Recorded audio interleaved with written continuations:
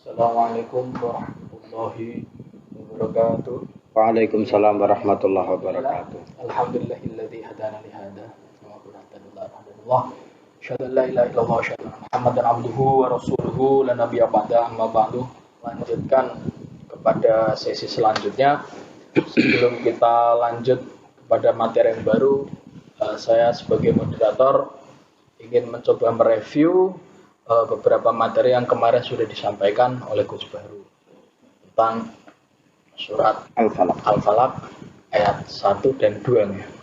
Pertama, ada 4 poin di sini. Yang pertama, istilah kepada a'udzu. A'udzu itu bisa dikatakan atau dimanakan sebagai kembali atau berlindung.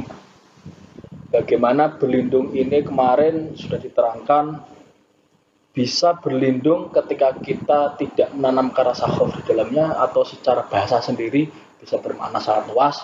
Kita bisa berlindung dari orang, kita bisa berlindung dari hewan, kita bisa berlindung dari alam dan lain sebagainya. Itu adalah makna secara umum sendiri dari a'udzu. Nah, kalau lebih spesifik terminologinya, mungkin kemarin kita benar-benar berlindung dengan menyisipkan rasa khauf, rasa takut kita kepada Gusti Allah Subhanahu wa taala. Terus poin yang kedua dan yang paling penting kemarin dalam pemaknaan makna kul a'udzu birabbil falaq. Falaq kemarin juga memiliki banyak arti, ada yang mengatakan artinya terbelah, ada yang mengatakan artinya pagi gitu kemarin. Pagi. Dan kemarin juga sudah diterangkan bahwasanya ada sinkron antara kedua makna ini. Kalau seandainya kemarin sudah dijelaskan oleh Gus Baru, kalau memang itu diartikan pada pagi hari, di situ digambarkan ketika pagi itu memang yang namanya cahaya itu sangat bisa membelah seperti sela-sela pohon dan sebagainya. Itu kemarin sudah diterangkan oleh Gus Baru seperti itu. Jadi bisa bermaknakan pagi, bisa bermaknakan terbelah dan lain sebagainya. Segala sesuatu yang mungkin bisa terbelah. Itu secara umum lah. Dan yang ketiga poinnya adalah syar. Syar kemarin juga ada 2 tipe tentang hubungan sebab dan akibat. Nah, nanti kalau kita berbicara tentang syar yang hakiki, itu kan goals atau tembakan dari syar adalah seperti halnya hasilnya itu kayak kita kena corona. Nah, itu adalah penyakit corona, itu adalah hasil dari syar itu sendiri. Tapi kemarin juga diterangkan bahwasanya ada tarik sebab dari akibat tersebut. Nah, dari sebab ini pun sudah bisa dikatakan sebagai syar itu sendiri. Syar, ya. Yang mana dari sebab itu nanti dari prosesnya sudah syar akan membuat hasilnya menjadi syar kembali. Dan yang terakhir makhluk atau yang telah diciptakan atau makhluk. Nah, itu sebagai gambaran untuk mereview kemarin biar tidak terlalu panjang. Langsung saja untuk meneruskan ayatnya, ayat ketiga dan insya Allah sampai selesai ini. Akan dilanjutkan langsung oleh Gus Baru. Waktu depan saya aturkan. Terima kasih Mas Nabil. Assalamualaikum warahmatullahi wabarakatuh. Waalaikumsalam. Bismillah, alhamdulillah. Nahmaduka ya man audah ta'ala nasubulal hidayah wa azah ta'am basairina gisya wa talghayah. Wa nusalli wa nusallimu ala man arsaltahu syahida wa mubashira wa nadira. Wa ala alihi wa sahbihi wa sallama tasliman katsira amma ba'du. Nah, saya hormati Mas Nabil, kameramen Gus Haq, dan segenap pemirsa yang ada di tempat. Semoga dimanapun kita berada selalu dalam rahmat Allah dan lindungan beliau, baik dari penyakit lahir dan penyakit batin. Amin ya rabbal alamin. Bismillahirrahmanirrahim. Kita mulai kajian pada malam hari ini. Kemarin kita sudah mengulas tentang ayat pertama dan ayat kedua tentang tafsiran a'udzu, al-falaq, syar, dan makhluk. Kita melanjutkan ayat yang ketiga. Qul a'udzu birabbil falaq min syarri ma khalaq wa min syarri ghasiqin idza waqab. Dan dari kejahatan kegelapan malam pada saat mulai gelap gulita. Itu terjemahannya. Ghasiqin itu bermakna malam. Kenapa tidak menggunakan kata lail? Nah, jadi ghasik itu malam, tapi lail juga bermakna malam. Kenapa kita di dalam Al-Quran itu tidak menggunakan kata lail? Begini perbedaannya. Kita di dalam rumah, ketika pukul 7:30 ini, atau pukul 8 ini termasuk lail. Ada lampu, ada fasilitas, ada kenyamanan, itu dinamakan lail. Tapi kalau ghasik itu adalah malam yang tidak ada fasilitas lampu yang benar-benar pekat seperti di dalam hutan. Maka istilahnya ghasik. Min syarri ghasikin idza waqab. Jadi malam ketika menggunakan kata ghasik itu adalah malam yang sangat pekat. Jadi masuk ke dalam kegelapan yang menyeluruh. Lek kita di omah ngene tok, enak lampu, enak TV, enak mie goreng, enak mie godok dan cocok tambah ndok. Jadi ada fasilitas lengkap. Ini lail. Tetapi ghasik itu adalah keburukan malam. Idza waqab, ketika sudah masuk pada waktunya. Waqab itu masuk. Jadi masuk ke dalam kegelapan. Jadi malam yang masuk ke dalam kegelapan. Dan kebanyakan nyuwun sewu para pemirsa, kebanyakan kejahatan, kemaksiatan, dosa itu asik bagi para pelaku. Itu di waktu malam. Jadi di waktu malam itu kebanyakan orang melakukan niat buruk itu di waktu malam. Jumlah orang yang goncengan sama cewek dan mojok di rumbuk-rumbuk itu di waktu malam. Di lawan yo di cekel Satpol PP. Jadi wong pacaran yo malam, begal malam, wong maling malam. Gowo linggis, gowo apa maling. Gak enak aman-aman maling. Assalamualaikum, waalaikumsalam. Nggih, badhe silaturahim nyuwun sewu. Nggih, badhe kersa napa pindah niki mau silaturahim.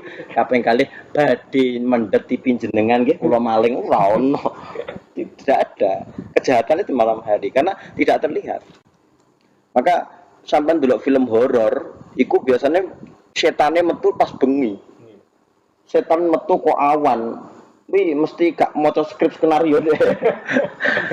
Setan mesti pocong ya bengi. Jadi sampai dulu filmnya sampai dulu film horor itu awan be bengi, awannya wis beda. Salah syuting. Oh, salah syuting. Jadi keburukan itu pun nisbatannya pada malam, dan malam bukan sembarang malam, adalah malam yang menggunakan bahasa ghasik. Nah, itu poin pertama pada ayat ini. Jadi perlindungan, kita meminta perlindungan pertama kepada ghasik. Min syarri ghasikin idza waqab wa min syarrin nafasati fil uqad. Ini saya baca terjemah sesuai dengan tepat. Ini makna asli. Dan dari perempuan-perempuan tukang sihir yang meniup pada buhul-buhul dalam rangka menyihir. Ini terjemahan tepat ya. Kemudian saya akan baca tafsirannya. Min syarrin nafasati, an-nafasati. Itu bentuknya jamak muannats salim. Jamak muannats salim. An-nafasati. Jadi adalah bentuk jamak dari kata an-nafasah. An-nafasah terambil dari kata fi'il madhi nafasa. Nafasa itu meniup tapi tanpa mengeluarkan lidah. Kita meniup seperti biasa. Maka di dalam diinterpretasikan ke dalam bahasa Indonesia menjadi bernafas. Nah, jadi nafasa menjadi bernafas. Kita kan menghirup udara, mengeluarkan bernafas. Jadi an-nafasati itu bentuk jamak muannats salim, kemudian bentuk mufradnya an-nafasat tanpa ada alif dan taknya menggunakan tak marbutah, madinya nafasa. Nah, taknya ini apa, Mas? Tak marbutah di belakang itu apa? Apakah itu karena muannas atau karena mubalaghah? Kalau karena muannas, maka kejelekan itu didominasi oleh wanita. Nyun sewu mbak-mbak, mungkin ada yang menonton. Jadi an-nafasat itu kalau berartikan taknya itu tak muannas, itu berarti kejelekan itu didominasi wanita, Mbak. Nah, tapi Muhammad Abduh itu memberikan statement yang cukup moderat menurut saya. Beliau mengatakan taknya itu bukan karena tak muannas, melainkan taknya itu untuk menunjukkan kemubalaghohan.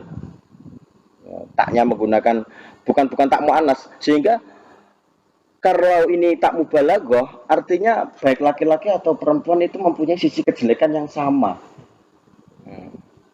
Nah, itu secara bahasa seperti itu. Kemudian ukot. Ukot itu buhul-buhul. Sampai lihat terjemah mungkin sama melihat terjemah. Ukot itu buhul-buhul. Bentuk jamak dari ukdah. Ukdah. Mungkin sampean masih ingat doa Nabi Musa ketika ingin dakwah. Rabbis rohli sadri wa yassirli amri wahlul uqdatam min lisani. Uqdatam itu adalah seperti anak sing bundel di ilat. Mergo jek cilikane Nabi Musa iku nate diuji milih apel utawa mawa. Mergo dislametne kabeh Gusti Allah, milih mawa akhire wo ki anak goblok, gak perlu dideni ya wis diopeni. Ya, sehingga ketika dewasa beliau cetul omong sama rada gak fasih sehingga wahlul uqdatam min lisani. Nah, bentuk jamaknya itu adalah uqad. Yaitu tali-tali yang menghubungkan. Artinya apa? Ya Allah, lindungi hamba dari orang-orang yang hendak memutus tali persaudaraan antara umat muslim dan manusia. Maksudnya seperti itu. An-nafasat. Maka menggunakan kata al yang artinya keburukannya bukan kepada meniup, tetapi keburukannya kepada orang itu yang meniupkan berita-berita bohong. Jadi ada dua tafsiran ya di sini. Ada tiga tafsiran. Yang pertama penyihir, karena kebanyakan kita melihat nenek lampir itu ya wanita. Penyihir itu kayak di Harry Potter itu kebanyakan ya wanita. Jadi kebanyakan wanita disematkan dengan penyihir, saya kurang setuju sih. Aku dukun lanang ya kayak. Dukun lanang ya kayak. Ada yang mengatakan bahwa yang dimaksud an-nafasat ini adalah orang-orang yang sering share berita-berita hoax, berita-berita yang tidak benar. Para buzzer-buzzer di sosmed yang mengadu domba antara pihak satu dan pihak yang lain untuk mencari keuntungan. Keuntungan apa? Tuh, coba bayangkan. Bakul es tebu itu badi mergo panas. Ya bola. Jadi usum panas, bakul es tebu payu mergo es tebu itu seger. Bakul kopi payu mergo adem bengi. Ya ta? Bakul senjata kuwi payu lek enek pertikaian. Ora enek damai-damai nggo senjata gak enek. Maka ketika ada orang yang bertikai, pasti ada orang ketiga yang mencari keuntungan. Pengacara payu, mergo pengacara enek mau bertikai. Mbok perkara tanah, mbok perkara perceraian ya. Mas Nubul AS yo. Nggih. Kalau pengacara. Insyaallah. Rezekimu saka tukaranmu. Rezekiku jadi pengacara kan salah satunya adalah orang yang mendapatkan rezeki dari pertikaian. Nyuwun sewu bagi pengacara betul masuk apa-apa, tapi memang tugas beliau untuk mengislahkan. Saya yakin beliau adalah mereka pengacara adalah orang yang niat mengislahkan tentunya. Tapi tentu ketika ada orang yang bertikai itu pasti ada orang yang mengambil keuntungan. Itu pasti. Dimanapun itu Islam bertikai, yang mengambil keuntungan siapa? Tentu orang yang non Muslim. Suatu organisasi bertikai, maka yang mengambil keuntungan organisasi lain, tentu itu. Maka salah satu bentuk ketika ditanya Islam, Rasul ketika ditanya Islam, apa itu Islam? Islam itu adalah antasyhada alla ilaha illallah, normatif sekali. Jadi syahadat kepada Allah, sholat, zakat dan seterusnya. Tapi ketika ditanya man al-muslim, siapa itu orang yang muslim? Beliau bertanya, al-muslimu man salimal muslimuna min lisanihi wa yadihi. Yaitu orang yang bisa menjaga mulut dan perbuatannya agar tidak menyakiti orang lain. Coba. Ini beliau menjawabnya sangat subjektif sekali loh. Ketika ditanya Islam itu apa, beliau menjawab syahadat dan sebagainya, gini-gini. Tapi ketika ditanya siapa itu orang yang muslim, al-muslimu man saliman muslimun min lisanihi wa yadihi. Orang Islam yang sejati itu adalah orang yang bisa menjaga mulut dan perbuatannya agar tidak menyakiti orang lain. Ketika kita menyakiti orang lain tentu akan membalaskan dendam dan ada rantai kebencian di situ. Dan itu yang terjadi. Cara memutusnya bagaimana, Gus? Kita ya gelem ngalah, kudu harus berjiwa besar. Maka ketika ada orang yang sabar, wal kadhiminal ghaidha, ya kan, wasari ulama lil mutakin salah satu kriterianya adalah wal kadhiminal ghaidha wal afina anin nas. Memberikan ampunan kok kepada orang. Itu konsep Tuhan sangat luar biasa. Jadi tidak perlu kita dendam, kita putus dari kita. Ketika kita memutus kebencian itu, kita gak perlu dendam-dendam lagi. Wah, surga. Nah, ada yang menafsiri bahwa orang yang memberikan berita bohong. Kemudian ada lagi yang tafsir yang ketiga, yaitu istri-istri sing ngendon-ngendoni bojone lanang ben nglakoni perkara elek. Jadi si laki-laki itu sudah punya upet, punya prinsip di dalam hatinya, aku pokok idealis golek rezeki sing halal. Nggih bojoku tak dadekne bunyai. Tapi bojone mergo ngrengek. Jadi laki-laki itu bisa berubah karena pola wong wedok. Bisa jadi mergo pola wong wedok. Tipe wong wedok sing soleh, solehah, wong lanang sing gak patek soleh iku iso angkat dadi soleh.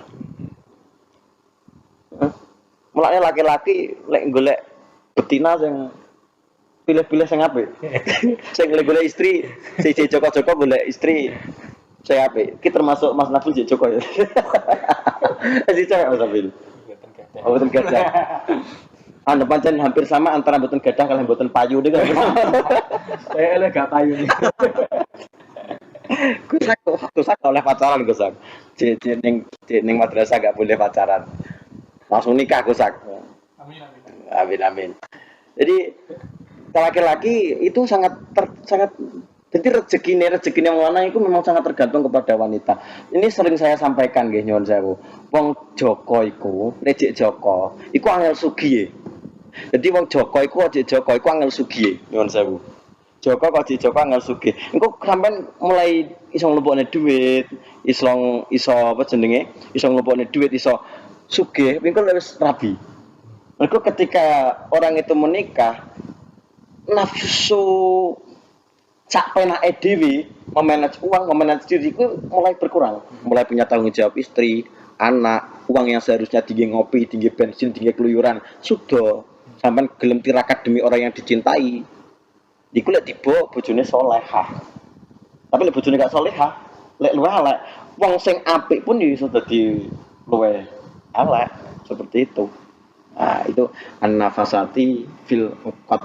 Ada 3 penafsiran itu. Nah, kemudian ini yang terakhir. Wa min syarri hasidin idza hasad. Min syarri hasidin idza hasad. Dari keburukan orang yang hasid, yang hasud, yang dengki, iri dengki ketika dia merealisasikan kedengkiannya. Idza hasad. Sudah hasidin idza hasad. Hasud itu apa? Ada 2 versi. Yang pertama hasud yang bermakna ingin nikmat yang dimiliki seseorang itu hilang dari orang itu. Entah itu hilang ke pihak lain atau ke pihak dirinya. Yang penting saya ingin melihat orang yang punya nikmat ini jatuh hancur. Seperti itu. Jadi makna yang pertama hasud itu adalah orang menginginkan orang yang mempunyai nikmat di atasnya hilang nikmatnya. Oh, elek berarti elek banget elek. Bahkan sampai pada makom wis kenikmatan kuwi gak gunaku, gak popo, penting hilang. Contohnya siapa? Setan. Iblis itu sudah pasti mal'unun ila yaumil qiyamah. Laknatullah alaih bahkan. Tapi kenapa? Semangat setan dalam menggoda manusia untuk agar melakukan dosa sehingga masuk neraka itu luar biasa. Setan. Padahal jelas surga itu gak bakal dinggoni kambek iblis sa anak buah. Tapi nyapa kok semangat setan? Mergo itu adalah semangat hasutnya. Saya ingin manusia tidak bakal masuk surga. Seperti itu. Dan itu setan. Jelek, ini hasut yang jelek. Loh, kok hasut yang jelek? Ada nggak hasut yang baik? Ada.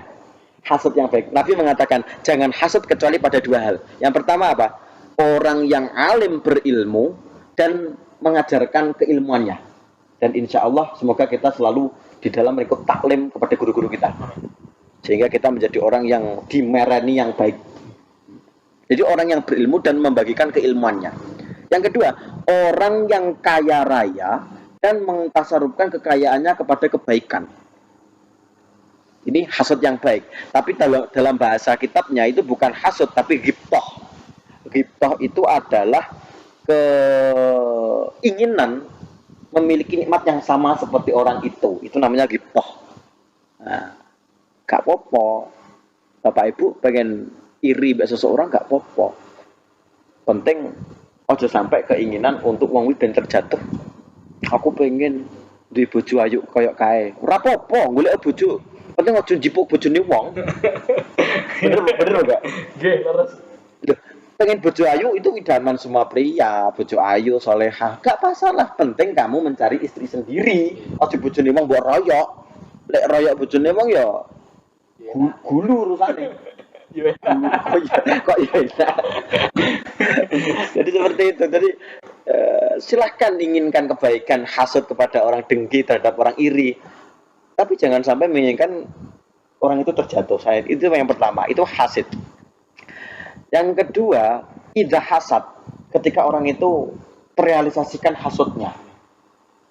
Loh Gus, berarti gimana maksudnya? Gini, Nabi itu mengatakan ada 3 hal yang tidak bisa dihindari oleh manusia dalam hati. Yang pertama adalah at-tiyaroh. Apa at-tiyaroh? Yaitu pesimis. Gampang pesimis. Contohnya apa? Indonesia musuh Thailand, sekalah iki.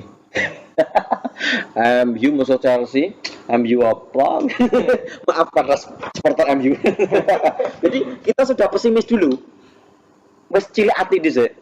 Bah aku kambek putrane Yai kae, saya poyo gelem, bapak poyo mungkin milih aku iki. Mantel leleane. Mantel dicari mantel lelean. Jadi sudah kesusu pesimis terlebih dahulu dan itu penyakit yang tidak bisa dihindari. Itu pasti hadir di dalam hati. Yang kedua, prasangka buruk. Ujuk-ujuk mikir elek ngene wong. Contohnya apa? Ngechat 3 menit gak dibales. Ini mbak-mbak biasanya langsung prasangka buruk. Kamu kemana sih? Kamu kemana aja? 3 menit kamu kemana aja gak balas jawabanku? Chatku kemana? Wah, 3 menit jadi ujuk-ujuk sing wong turu iku sing gampange wong wedok yo biasane. Gampang prasangka. Selanange padahal tangi turu klingi keturunan.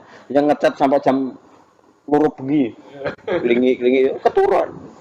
Nah, jadi prasangka buruk. Yang ketiga itu adalah iri hati. Nah, ada tiga hal yang tidak bisa dihindari manusia di dalam hatinya, yaitu yang pertama adalah pesimis, atiyaroh, yang kedua adalah suudon, yang ketiga adalah hasud atau iri hati. Terus gimana Gus cara solusinya? Gini, kalau kamu pesimis, janganlah kamu perturutkan. Ojo mbok turuti. Ojo mbok terus-terus ya pesimismu. Carilah solusi ben pesimismu ini ada solusinya. Ki piye ki? Timku iso menang gak ki bal-balan musuh kae. Latihan. Bener tidak? Iya. Aja terus pesimis tok. Aja dituruti pesimis e. Latihan lawan. Maka jiwa-jiwa pemberontak itu penting. Mahasiswa yang jiwa pemberontak saya cukup prospek meskipun saya tidak ikut demo. Meskipun saya tidak ikut demo, tapi saya itu ada segi positif yang saya ambil dari mahasiswa yang pemberontak, yaitu mereka itu berani mengambil langkah yang tidak diambil mereka yang main aman. Ini oplos untuk mahasiswa yang suka demo. Jadi mungkin banyak orang membenci panjenengan semua, tapi saya salah satu orang pengagum panjenengan. Jadi merasa berbangga dirilah. Sopo kowe deh. Yang kedua adalah suudon, yaitu berburuk sangka. Kalau berburuk sangka, jangan kamu cari tahu lebih dalam. Solusinya ngono. Jadi ketika awakmu berburuk sangka, ojo terus niki keburukan iki. Ojo terus mosok to. Jadi emak-emak kok petuk kancane ning pawon, hawane penak, terus kringko krungu ora. Lah iki bakale mosok. Waduh, iku karo tengah jam insyaallah mawon. Iya aku roh dhewe ya Allah iku sampai tanggane telune kena kabeh. Jadi sa RT iki insyaallah genep magrib wis desa kena kabeh. Jadi aja diterus deh buruk sangka iku. Fakta belum karuan terjadi tapi buruk sangka sudah menguasai hati. Luar biasa itu. Luar biasa elek. Yang terakhir adalah iri hati. Kalau kamu iri hati, yakni jangan kamu cetuskan isi iri hatimu itu. Ojo mbok omong nih. Lah kamu gedeng kambek seseorang. Ojo terus diketok-ketok meneng ae. Kita lawan. Pernah enggak Gus jenengan iri hati? Ya mungkin saya pernah. Dan saya yakin semua orang juga pernah kok. Iya. Wong kadang istri ngono iki, itu istriku, istrine wong. roh tanggane ngedukne kulkas ngono sesuk ndret anu adem panas awake. Kowe ngedukne motor kering. Terus roh tanggane apa jenenge kuwi? Nganget mobil, itu dipanasi mobil. Bar kuwi omong bojone, "Pak, tanggane lho ngangeti mobil." Mosok ade panganget jangan. Panganget jangan. Enek bojo iku pengen tanggane iku mergo mesra, suami istri iku ganteng mbek ayu. Akhirnya Pak delon Pak. Nyapa? Kae lo arep budal kerja ambung-ambungan. Jadi cipika-cipik iki, cium pipi kanan, pipi kiri. Pak, hati-hati ya Pak kerjanya ngono. Ngono terus takoni bojone, "Pak, gak pengen to Pak koyo ngono kae." Dikode karepe ben peka. Pak jawab, "Yo pengen, tapi bojone wong kaya wani aku."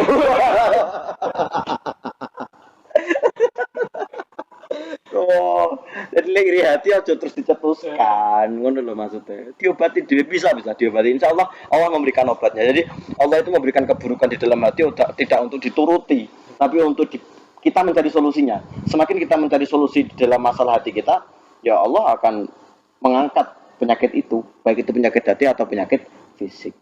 Maka qul a'udzu birabbil falaq ini saya anggap adalah kita meminta bantuan, minta perlindungan dari Allah dari hal yang di luar kemampuan kita.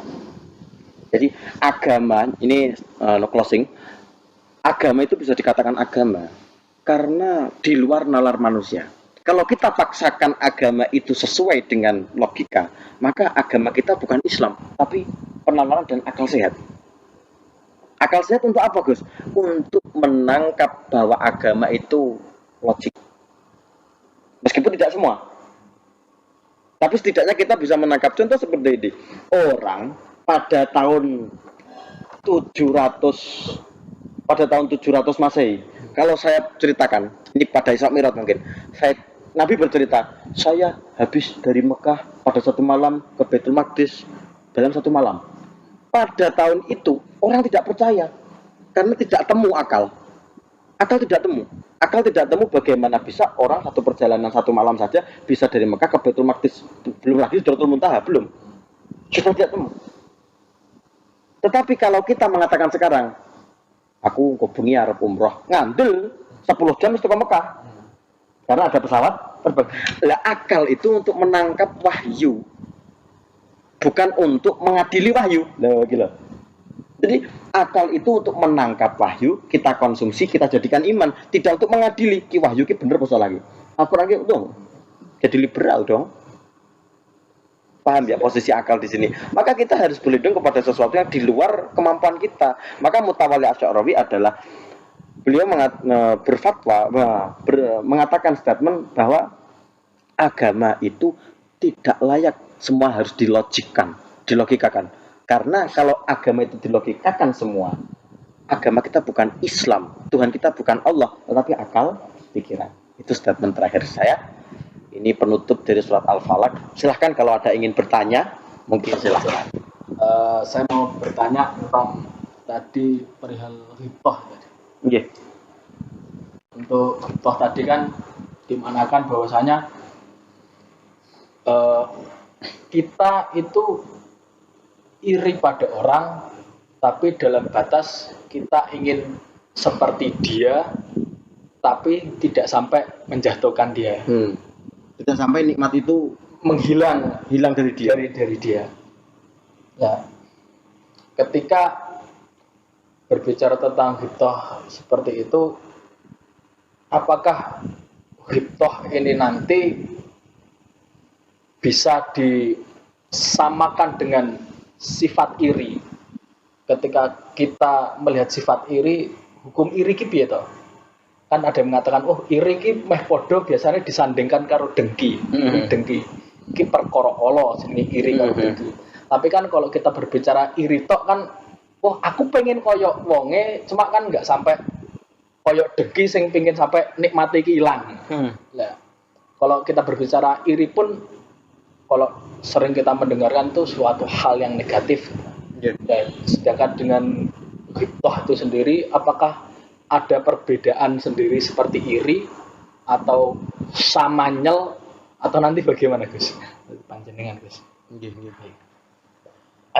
Cukup menarik pertanyaannya. Biar Untuk memperdalam istilah hasud dan ghibtah. Begini, saya itu melihat keburukan dan kebaikan itu bukan berdasarkan dari perihal tersebut. Ini hemat saya ya. Tentu ini murni, mungkin kalau salah ya murni, mungkin kalau saya mau salah ya berarti murni saya yang salah.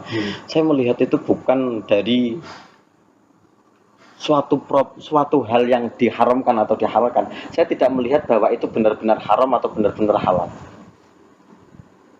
Iri haram, iri tidak boleh, iri itu madmum. Dikarenakan dengan kita iri bisa mencelakakan orang, merugikan orang. Padahal layaduru ilallah. Tidak boleh ada makhluk yang berani memberikan madarat kepada orang lain. Tapi ketika orang iri itu benar-benar jelek. Nah, batasan iri, saya tidak mengatakan iri boleh atau tidak. Batasan iri yang haram itu ketika sampai kita cetuskan idah hasad. Ketika sudah idah hasad, ketika hasidin ini idah hasad, maka otomatis ini sudah memulai untuk memadaratkan kepada orang lain. Jelaskan ya. Jadi diungkapkan.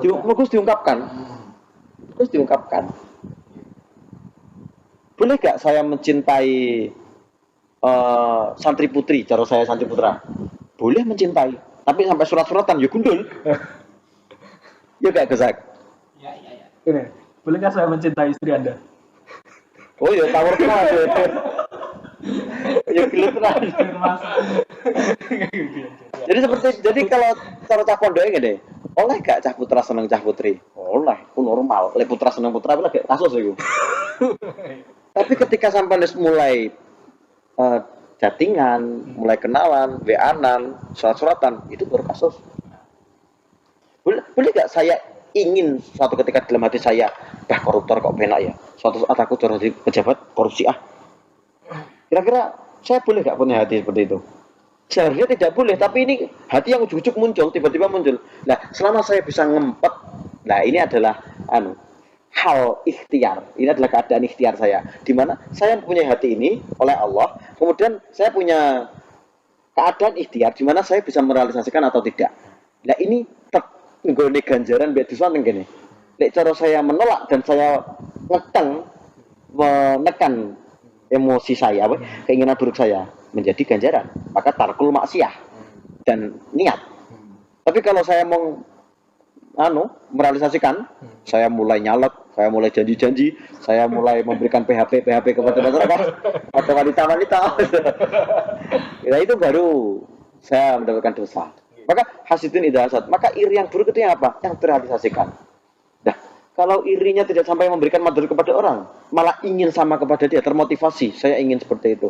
Saya rasa itu bahasa Nabi untuk menyindir bahwa iri gak oleh.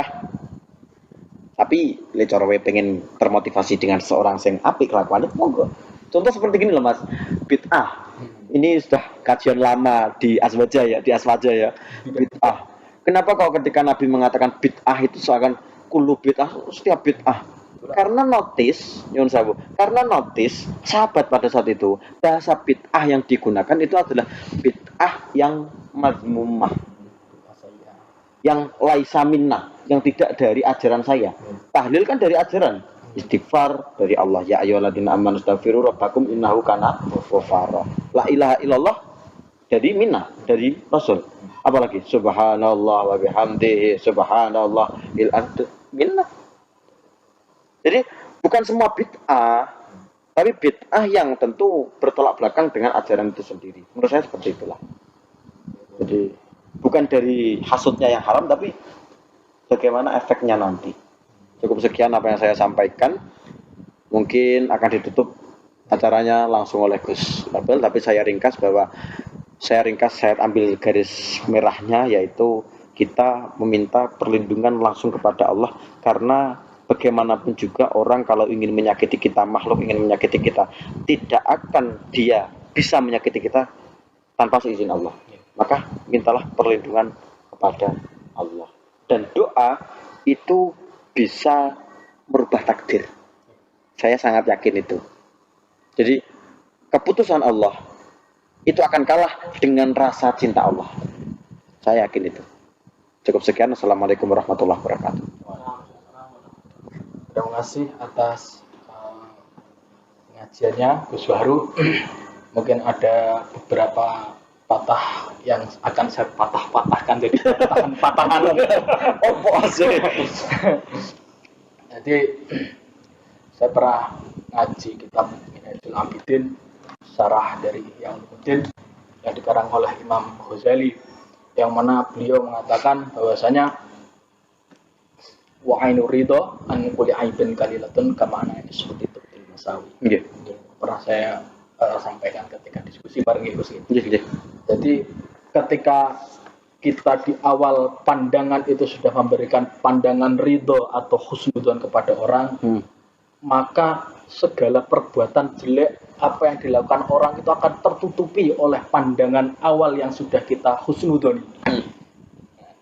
Makanya kalau kita itu lihat orang itu pertama itu, wong iku ayu. Makanya sering sampean krungu ta, sering sampean denger, wong ayu ki arep radus, arep ngentut panggih ayu. Ayu. Panggilan pertamanya Mas Ayu. Wong lek wis ning awal iku wis ketok apik ning awak dhewe. Mau orang itu berbuat jelek sekecil apapun, itu biasanya sudah akan ketutup dengan pandangan baik di awal. Tapi sebaliknya, ketika orang dari pandangan awal itu sudah buruk. Ainu sukti kama ana ainu sukti tubil masawi, maka segala perbuatan baik akan dia lakukan itu semua akan tertutupi oleh pandangan awal buruk dia.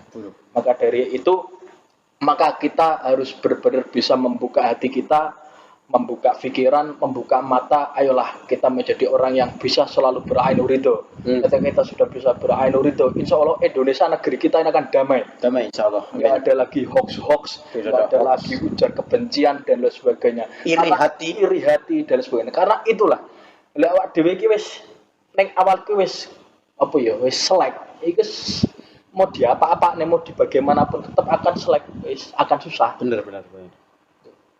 Maka kalau ingin kedamaian di negeri ini, buka hati, buka mata, buka pikiran, ayo kita benar-benar bisa menggunakan ainur itu kita. Siap. Mungkin cukup sekian dari saya. Wallahu muwaffiq ila aqwamit thoriq. Assalamualaikum warahmatullahi wabarakatuh. Waalaikumsalam warahmatullahi wabarakatuh.